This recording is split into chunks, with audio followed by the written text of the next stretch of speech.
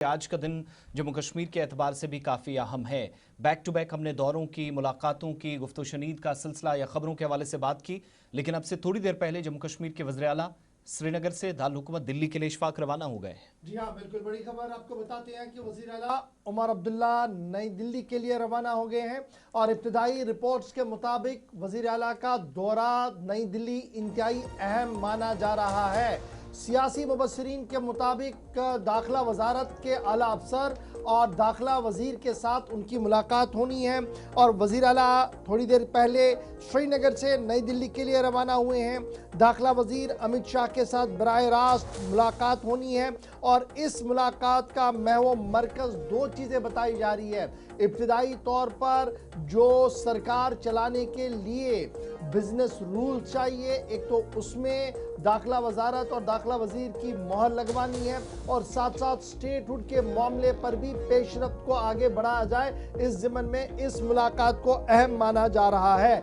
याद रखिएगा, यह मुलाकात कब हो रही है? जब वजीर आला उमर अब्दुल्ला ने यह कहा था कि वो ईद के बाद एक तूफान बर्पा करेंगे, एक बात रखेंगे जिससे बड़ी चीजें जो है वो देखने को मिल सकती हैं और उसी जाविये में इस खबर को देखा जा रहा है कि वज़ीर आला का ये जो दौरा है ये स्टेटहुड और बिजनेस रूल के हवाले से इंतहाई अहम माना जा रहा है। सियासी सर्कल्स के अंदर नई दिल्ली के अंदर ये मुलाकात इंतहाई अहम मानी जा रही है और इब्तिदाई तौर पर जो इतलात और ख़बर हमारे पास है वो ये है कि ईद उल अज़हा के पेश नज़र ये बड़ी डेवलपमेंट हो सकती है और मरकज़ी हुकूमत और जम्मू कश्मीर के अंदर वज़ीर आला उमर अब्दुल्ला मुश्तरका तौर पर ईद पर इसका ऐलान कर सकते हैं। इस तरीके की बातें जो है वो बताई जा रही है। ताहम ये जो क्लाउड बर्स्ट वाली खबर उमर अब्दुल्ला साहब ने खुद दी थी, किस तरीके से बर्स्ट होगी, कितनी बड़ी खबर होगी, ये आने वाला वक्त बताएगा। लेकिन हमारे जरा जो वजारत दाखिला के अंदर मौजूद है वो इस बात की तस्दीक कर रहे हैं कि लिमिटेड ऑप्शन के साथ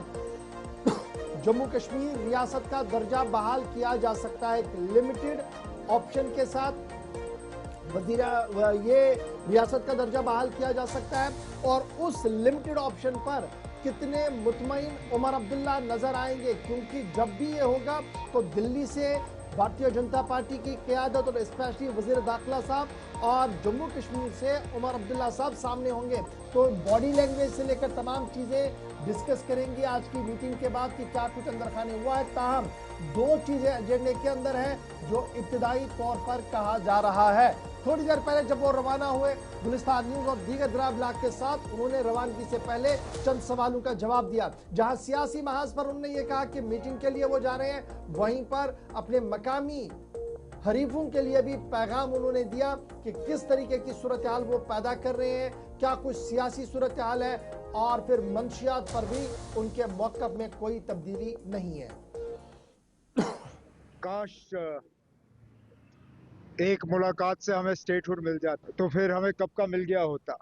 सिलसिला चल रहा है, लेकिन स्टेटहुड की मांग, स्टेटहुड की बात तो जब कभी हम मिलते हैं मैं करता हूँ, लेकिन उसके साथ साथ और भी चीज़ें हैं जिन पे होम मिनिस्टर साहब से बात करनी है।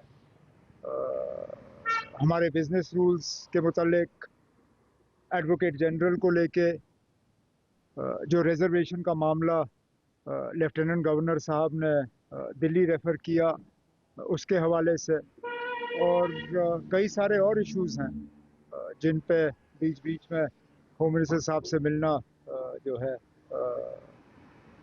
ठीक रहता है और आज दिल्ली में उनसे इन सब और बाकी इश्यूज़ पे जो है मैं बात कर लूँगा। टेलीकॉम के पावर्स वैसे भी उन्हीं को होने चाहिए, इसमें कोई ऐसी बात नहीं है जो कि हमारे रीऑर्गेनाइजेशन एक्ट या बिजनेस रूल्स के खिलाफ हो। लेकिन क्योंकि मुझे बताइए ना, टेलीफोन को टैप करना या मोबाइल सर्विस को रोकना या इंटरनेट को बंद करना, इसके ऑर्डर कहाँ से जारी होते हैं? होम डिपार्टमेंट से।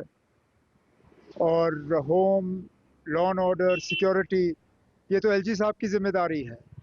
तो जाहिर सी बात है, अगर कहीं हालात ख़राब हुए और उसके लिए मोबाइल इंटरनेट बंद करना पड़ा तो ऑर्डर होम से ही जारी होगा, लेफ्टिनेंट गवर्नर साहब से जारी होगा।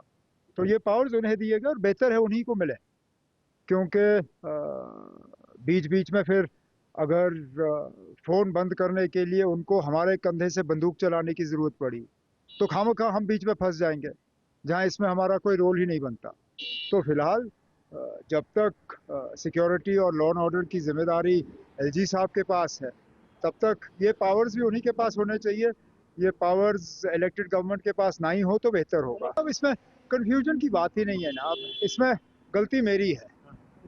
मैं इसी तरह बीच बीच में सड़क के किनारे आप लोगों से बात करता हूँ, आप लोग सवाल पूछते हो जिसका जवाब थोड़ा लंबा होना चाहिए, लेकिन वक्त की कमी की वजह से मैं जवाब ऐसा दे देता हूं जिससे कि हमारे जो मुखालिफ हैं वो उसको घुमा फिरा के पेश करते हैं।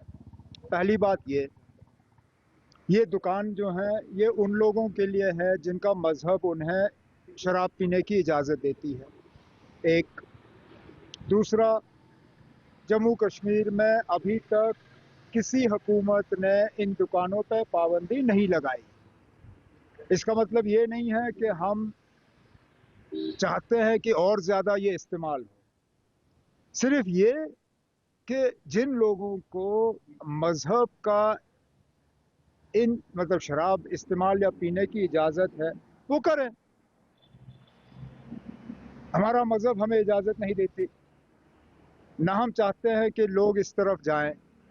इसलिए हमारी हुकूमत से दो तीन चीज़ें हुई। एक तो हमने कोई नया दुकान नहीं खोला, दूसरा मुकम्मल हमारी कोशिश रही कि कोई दुकान ऐसी जगह ना हो जहां हमारे नौजवान जो हैं कोई गलत रास्ता अपनाने की कोशिश करें। अब मेरे मुखालिफ जो हैं इस बयान को लेके अपनी गलतियों को छुपाने की कोशिश करते हैं। अगर मेरा ये कहना इतना ही गलत था तो जब उनकी हुकूमत थी उन्होंने क्या किया? क्योंकि ठीक जो बात मैंने गांदरबल में की वही बात असेंबली में रिकॉर्ड पे पीडीपी के उस वक्त के फाइनेंस मिनिस्टर ने की। मैं फिर इस बात को दोहराता हूँ ना, ये दुकान सबके लिए नहीं है। जम्मू कश्मीर में मुख्तलिफ सोच रखने वाले लोग रहते हैं, मुख्तलिफ मजहब के लोग रहते हैं। यहाँ तक कि जम्मू कश्मीर से बाहर से जो लोग आते हैं ये उनके लिए हैं, ये लोकल लोगों के लिए नहीं है। सीधी सी बात है। अब बात का बतंगड़ बनाने का मेरे मुखालिफों को एक आदत सी हो गई है, वो अपनी सफाई देते रहें। मेरी बातों को या मेरे साथी के किसी बातों को तोड़ मरोड़ के पेश करना, उससे कोई खास ना उनको फायदा होगा ना हमें नुकसान होगा। बहुत मुबारक है, 2-4 दिन लगे, राजभवन के भी लोक भवन के भी 2-4 चक्कर लगे, लेकिन आखिर में नंबर बन ही गए। ये नौबत आनी नहीं चाहिए थी। पिछली बार जब इसी जगह मैं आप लोगों से बात कर रहा था, मैंने कहा कि सुप्रीम कोर्ट के फैसले के मुताबिक सिंगल लार्जेस्ट पार्टी या pre poll single largest alliance को जो है हुकूमत बनाने के लिए गवर्नर साहब को बुलाना ही चाहिए था। नंबर्स जो हैं वो लोक भवन में साबित नहीं होते, असेंबली में साबित होते हैं। अब चलिए, देर आए दुरुस्त आए, उन्हें कुछ दिन दिए गए हैं और उम्मीद करते हैं कि वो अपने जो है मेजॉरिटी प्रूव कर लेंगे। तब आपको कैबिनेट एक्सपेंशन से क्या लेना देना है? क्या काम रुका हुआ है? क्या लोगों के काम नहीं हो रहे हैं? क्या डेवलपमेंट पे कोई असर पड़ा हुआ है? ये मेरे जब नेशनल कॉन्फ्रेंस के जो मुखालिफ हैं उन्हीं को इस बात की सबसे बड़ी परेशानी है। उन्होंने तो हुकूमत में आना नहीं है, उनको तो अभी भी 3.5 साल इंतजार करना होगा। बाकी रही बात एक्सपेंशन की, रीशफल की, कौन मिनिस्टर रहेगा, कौन बनेगा, सही मौके पे एट दी अप्रोप्रिएट टाइम जो फैसला लेना होगा वो मैं पार्टी हाईकमांड से, अपने सदर साहब से जो है उनसे मशवरा करके वो मैं कर लूँगा। लेकिन मुझे कोई ये बताए ना, फिलहाल जो हुकूमत है क्या हम काम नहीं कर रहे हैं? कोई ऐसा डिपार्टमेंट है जहां ठीक तरह से काम नहीं हो रहा है? अगर है तो हम उसको दुरुस्त कर लेंगे। लेकिन ये रीशफल वाली रट जो है ये हमारे एलओपी साहब ने शुरू की और उसके बाद आप सब पीछे पीछे दौड़ना शुरू कर गए ना। एट द अप्रोप्रिएट टाइम, सही मौके पे जो रीशफल हमें करना होगा वो हम कर लेंगे। कबल अपने ख्यालात का इजहार कर रहे थे और एक बात तो तस्दीक उनने कर दी है कि मुलाकात मुतवक्के नहीं है बल्कि मुलाकात होगी। जो वो बता रहे हैं 2-3 मामलात हैं और अहम तरीन मामला जो शुरुआत में आपके सामने इशफाक ने रखा कि एक बिज़नेस रूल्स का मसला। हुकूमत इस अक्टूबर में 2 साल मुकम्मल करने जा रही है लेकिन डायरेक्शंस तय नहीं है। कौन किन अहदाफ के साथ काम कर रहा है, किसको कितनी जिम्मेदारी है, उसके दायरा इख्तियार क्या है, किन बाउंड्रीज़ तक वो काम कर सकते हैं, एलजी क्या कर सकते हैं। बहरहाल बीच बीच में जो अहकामात सादिर हो रहे हैं, जैसे कल टेलीकॉम के इख्तियारात की बात, तो उस पर उन्होंने तायद की कि ठीक है वो हुकूमत ने वो दाखिला वजारत का एक अच्छा फरमान है, लेकिन बाकी सारी चीज़ें हैं जो तय होना है, कामकाज रुके ना, एलजी वर्सेस सीएम वाली कहीं कहानी ना बने। इस तरफ भी इशारा कर रहे हैं कि चीज़ें दुरुस्त करने की कोशिश। लेकिन असली और बुनियादी मुद्दा ये भी कि रियासती दर्जे पर अब कोई पेशरफ्त हो। 6.5 बरस का एक तवील अरसा गुजर गया, हुकूमत अभी तक वादा वफा नहीं कर सकी।